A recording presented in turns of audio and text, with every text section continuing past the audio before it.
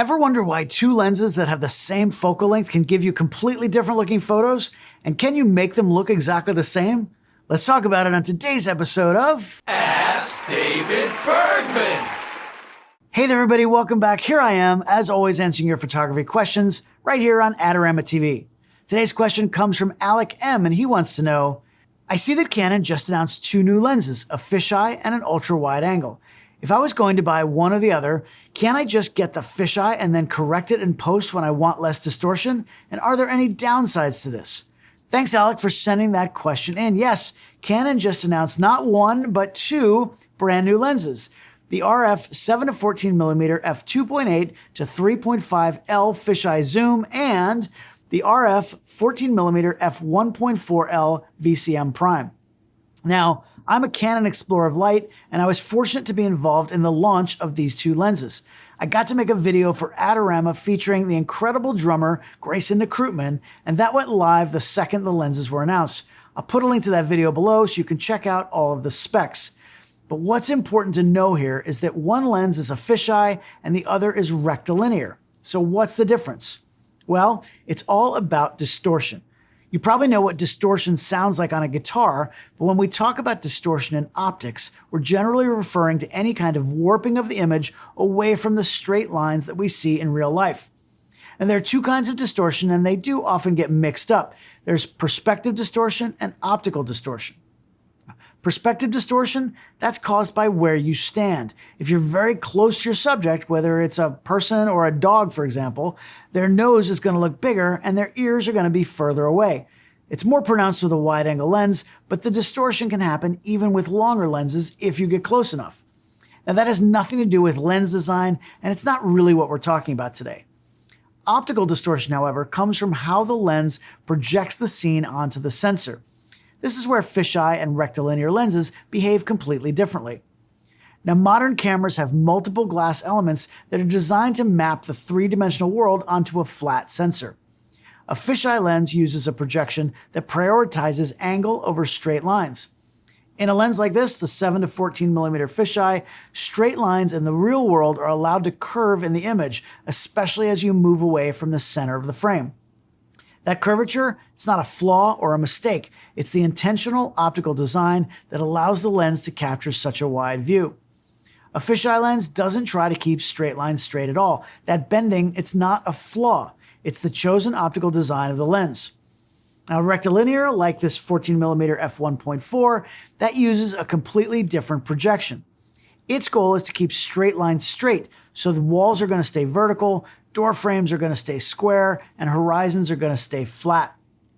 To do that at very wide focal lengths, the lens has to stretch the image as you move toward the edges of the frame. Now, that stretching is why objects near the edges of ultra-wide-angle images can appear wider or larger than you'd expect. Now, Canon uses optical correction combined with a small amount of in-camera or software correction to minimize that stretching and help keep their rectilinear lenses compact and lightweight while maintaining high image quality. Now, let's compare the focal length of these two lenses. At the wide end, the 7-14mm is a circular fisheye, which means you can see the entire image circle.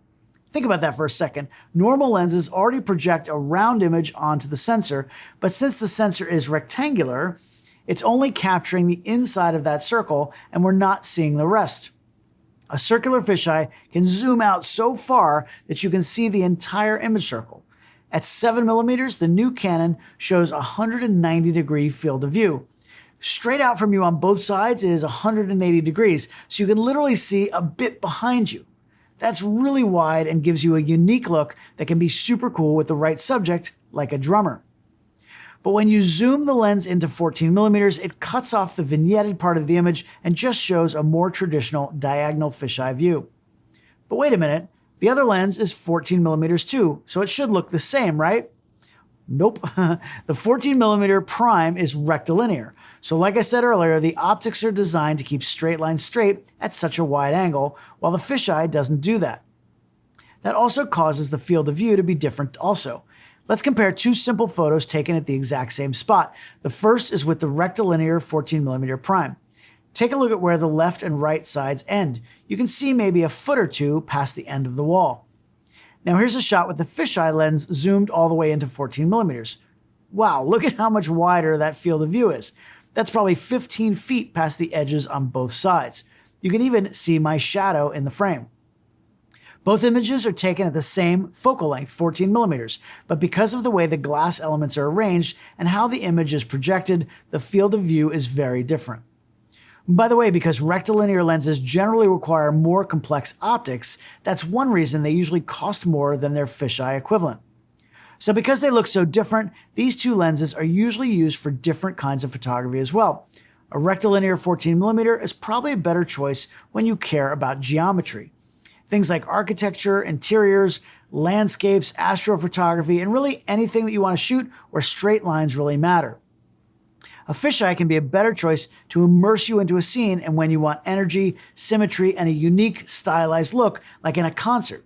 It pulls your eye towards the center of the frame and exaggerates motion and space in a way that a rectilinear lens just can't do. Quick sidebar, by the way, if you've got a photography question you want me to answer, you probably know what to do. Just go to askdavidbergman.com and submit it right there on the site. If you want to keep up with everything I'm doing, thedavidbergman.com has links to all of my socials, my free email list, a ton of educational videos, and a few discount and affiliate links. And if you're enjoying this video, please hit like, subscribe to Adorama's YouTube channel, and go ahead and hit that bell icon for notifications. It really does help us keep making free photography content for you every single week. Okay, now let's get to the heart of Alec's question. If you only could buy one of these two lenses, and since the rectilinear lens is designed to keep distortion low at such a wide field of view, couldn't you just get the fisheye and then do the correcting yourself in post-processing? Well, the honest answer is yes. Yes, you absolutely can. You can do it in Photoshop, Lightroom, Capture One, and many other programs. Software is pretty good at doing exactly that. There are, however, some downsides, and they may or may not matter to you. Using the lens correction filter in Photoshop, I needed to run it 4 or 5 times to get it close to what I'd consider to be corrected. And look at what the correction does to Grayson's drums. They get way too distorted and look unrealistic. It also changes the shape of his face, but it's not as extreme because he's closer to the middle of the frame. Either way, stretching in post costs you image quality, resolution, and fine detail. And technically, because you're spreading pixels apart, it can also increase noise at the edges.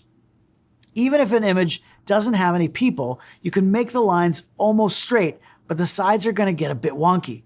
In this image, they're much more stretched out than they looked in real life. Compare that to the image taken with the rectilinear prime. Without any correction in post, the lines are straight and it doesn't have the same amount of extra stretching near the edges. Remember how I talked before about perspective distortion? Well, here's a little tip when using any ultra-wide-angle lens. If you want your lines to be as straight as possible, make sure you hold the camera with the lens perpendicular to your subject. As soon as you tilt the camera up or down, even with the same field of view, that's when you're going to see some perspective distortion. Okay, so in addition to it never really looking quite right, there are some other practical workflow considerations to converting a fisheye image. If you know you're going to want a clean, wide-angle look most of the time, starting with a rectilinear lens makes it easier to see what the final image is going to look like while you're shooting. It gives you predictable results straight out of camera. Also, defishing your images, if you want to call it that, adds an extra step to every photo, and the results are never quite the same as starting with a lens that was designed to do that job mostly with optics. Just for fun, you could also go the other direction. I'm not sure really why you'd want to, but you could also make a rectilinear image look like a fisheye in post. There's actually a filter in Photoshop called Spherize. It adds curvature and exaggerates distortion, but it's not going to look the same as if you shot it with a true fisheye lens. Having said all of that, software, it's getting better every single day, especially with AI in the mix now. I ran the fisheye shot of Grayson through ChatGPT and told it to correct for the distortion. It did a pretty good job. It doesn't give me full resolution yet, and it has a tendency to change the way people look, but we know this is going to continue to improve over time. Now, there are some ethical considerations as well, and I would never use AI to change an image if I was working in news or any type of editorial work where you're documenting the real world. So look, at the end of the day, this isn't really about which approach is right or wrong. It's just about trade-offs. Using a fisheye and correcting it later gives you maximum coverage and flexibility, but you pay for that with image quality, increased noise, and sometimes unnatural looking people. Using a rectilinear ultra-wide gives you cleaner geometry, less distortion on the edges, and a faster, simpler workflow. But you won't get that extreme, immersive fisheye look. In a perfect world, of course, having both lenses gives you the most creative options, but obviously, not everyone has the budget for both of these lenses. If you genuinely love the fisheye look and you actually use it often, then a fisheye makes sense. The new Canon RF 7-14mm is the highest quality fisheye I've ever seen, and it's guaranteed to last you for many years to come. Just be careful. In my opinion, fisheye photos are like a spice. A little bit goes a long way, so don't overdo it. Now, if what you really want is an ultra-wide lens that you can use all the time without thinking about fixing things later, the new Canon 14mm Rectilinear VCM is the safer and more versatile choice. Add in that it has an f1.4 maximum aperture, and it's also a lens you'll be able to use in many situations. And if you want to get weird once in a while, you can always mess with things in post. You can really do that with any lens, and the only limit is your own creativity. What do you all think? If you could only get one of these two lenses, which one are you going for? And if you have a fisheye, do you ever correct the distortion in post? How does that look? Let me know down in the comments below. If you haven't already watched the Adorama video I did announcing these two lenses, you can check it out up here somewhere.